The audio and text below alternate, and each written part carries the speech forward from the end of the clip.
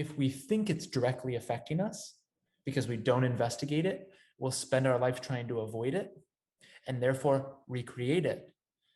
Because in recreating it, it's bringing me back to my unquestioned thoughts. Why? Because life and God loves me and wants me to be free. And here I am believing my thoughts. Welcome to the club. Jeez. I still believe my.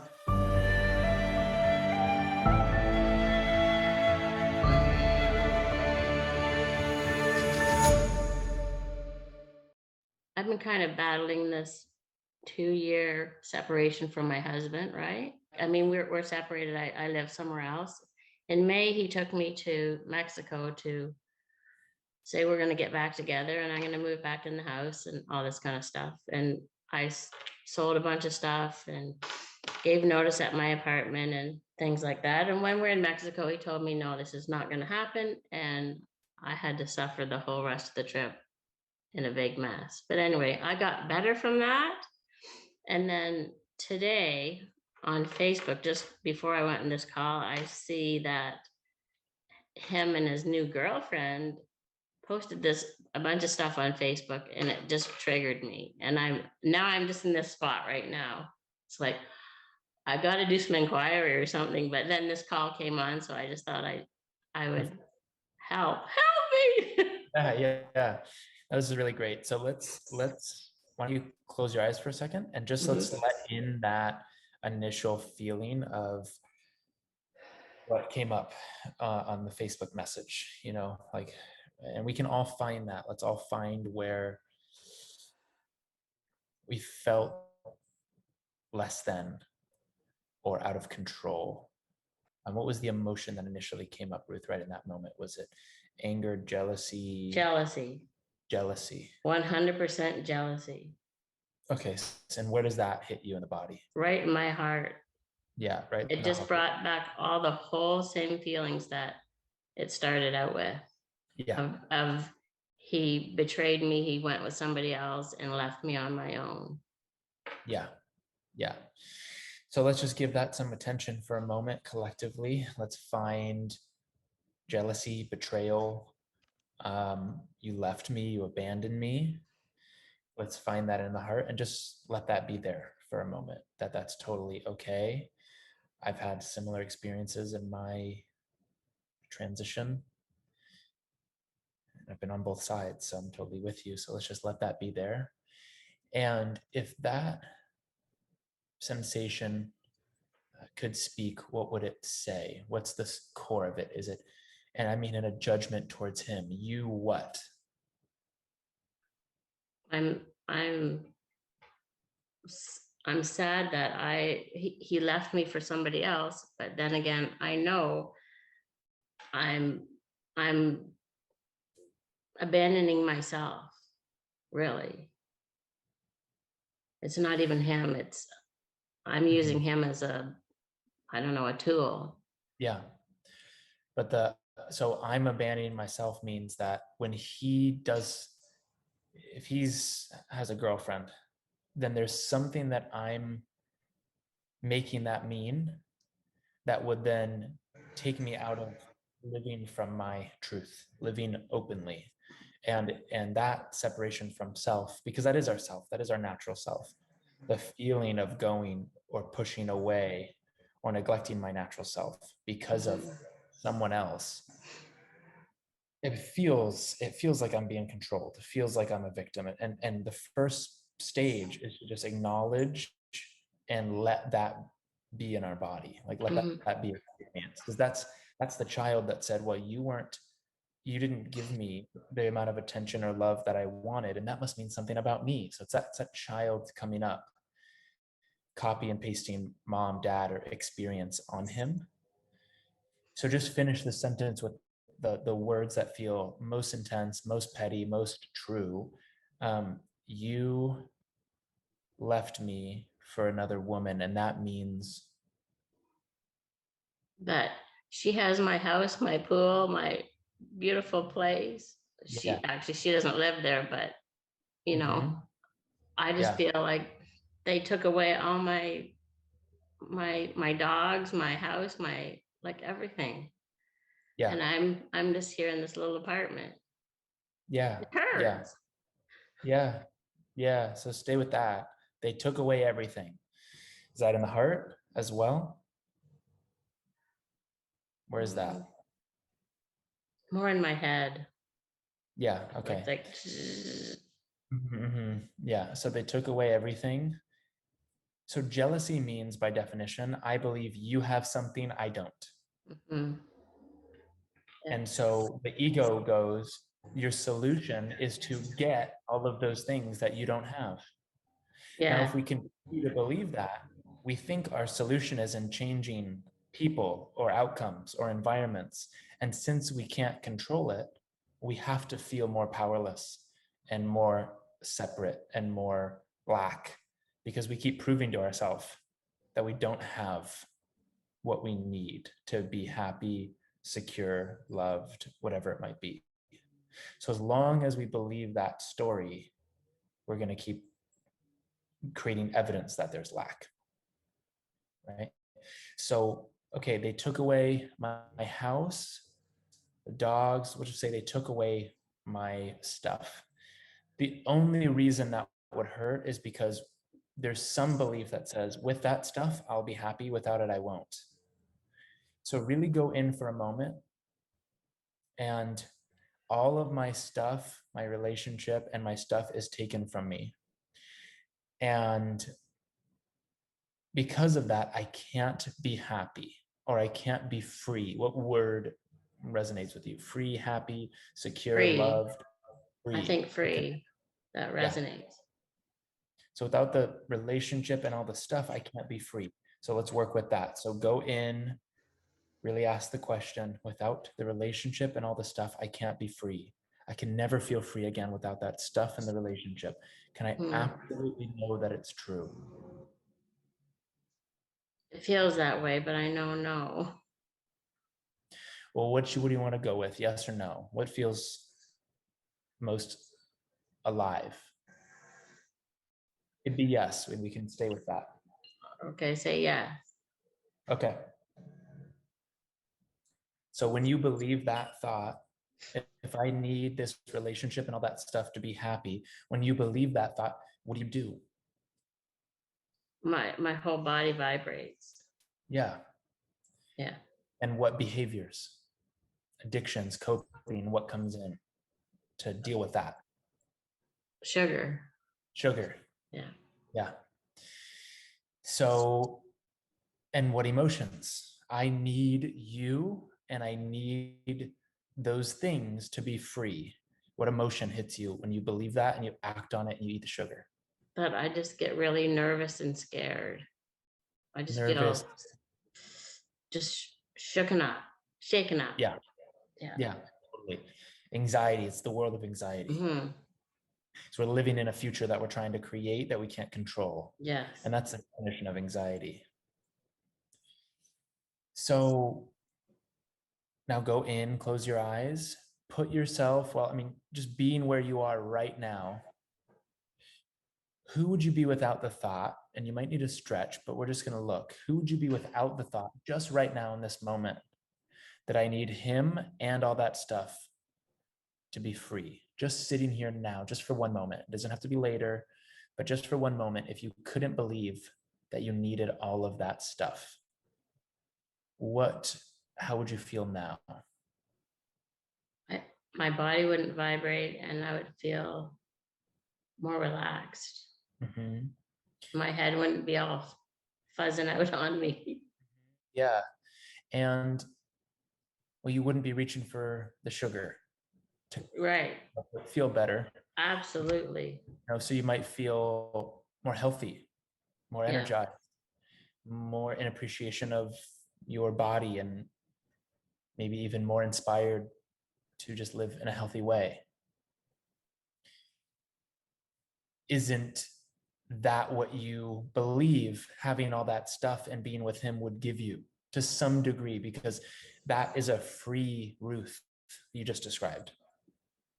In some degree, I do believe that. That there'd be more freedom there than Yes, here, I right? do. I do believe that. So put yourself there. Let's just go there. be with him in the house and all that stuff, can you absolutely know that that would give you lasting freedom by being No, with him and no, being in the house? no. In Yeah. some ways, yes, but some ways, no. Well, let's just go to your direct experience. Has that been what it's been like all the time there with him? Yes.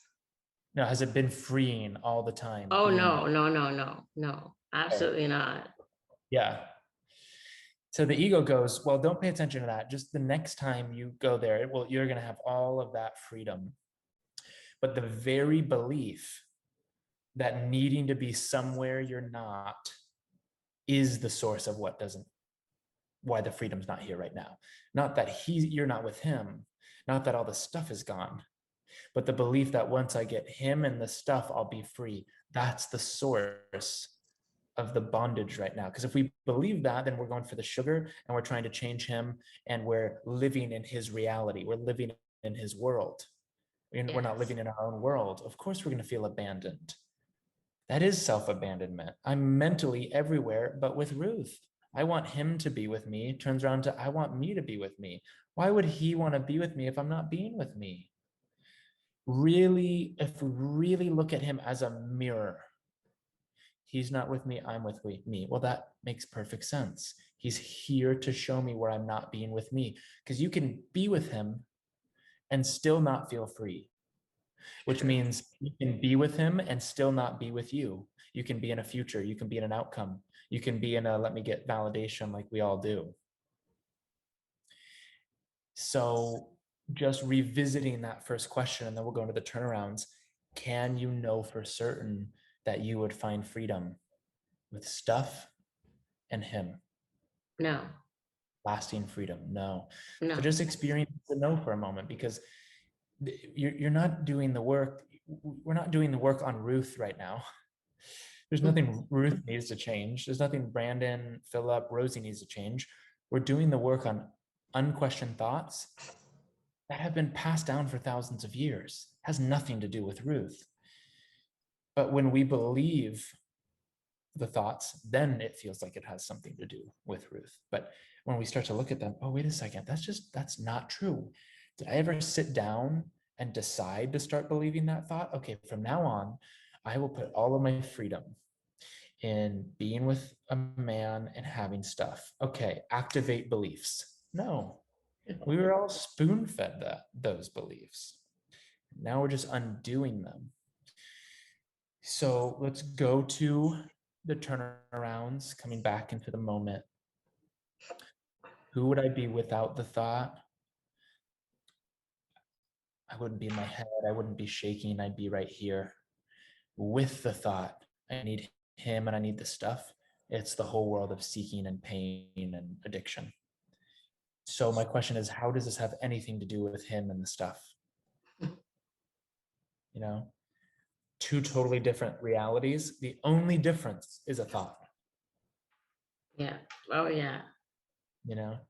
So just taking all that energy back of, oh, this has nothing to do with him and his experience. Actually, none of that has been affecting me.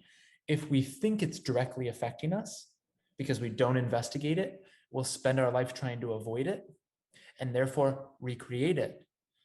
Because in recreating it, it's bringing me back to my unquestioned thoughts. Why? Because life and God loves me and wants me to be free. It's going to keep showing me where I'm not. And I can fight life and lose only always, or I can start questioning my thoughts and realize, oh, this is a conspiracy for me to free myself, for me to really be free without a man, without stuff. And here I am believing my thoughts. Welcome to the club. Jeez. I still believe mine.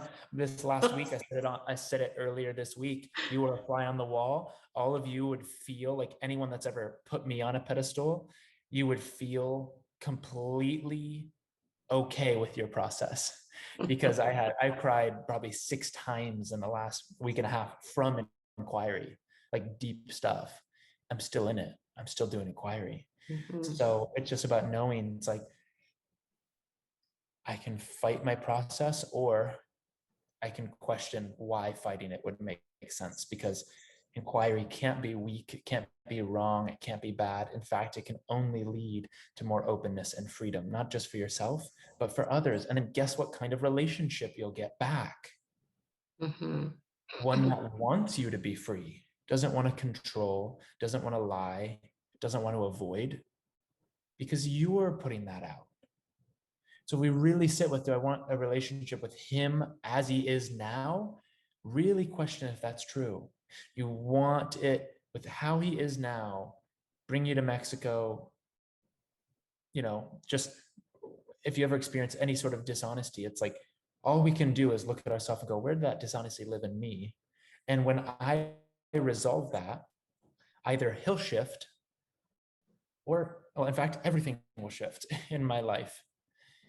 So instead of trying to shift life, which is like going to a movie screen and trying to change the screen, we feel powerless. I go towards myself, and then the screen has to change.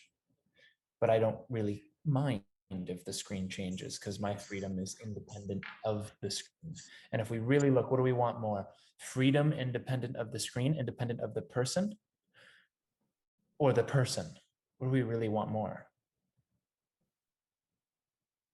Not the I'd person. assume, yeah, freedom. Yeah. So let's just look at this first turnaround. I want to be with him. Turn that around. Instead of I want, opposite of want. I don't want. So just feel that for a moment, right in this moment. I don't want to be with him. Is it true that in this moment, right in this moment, that you want to be with him? No, Right I now? don't. I don't really want to be with him. I mean, just right now, like, I'm pretty sure you want to be here because you are. Yeah. So I want to be with him. Let's like really feel in the truth. Wow, right now, I don't want to be with him. Right now, in this moment, sitting here. I mean, it would hurt to want to be somewhere we're not. To sit here, man, I want to be somewhere different. All that means is I'm fighting what is, Mm-hmm. fighting being here.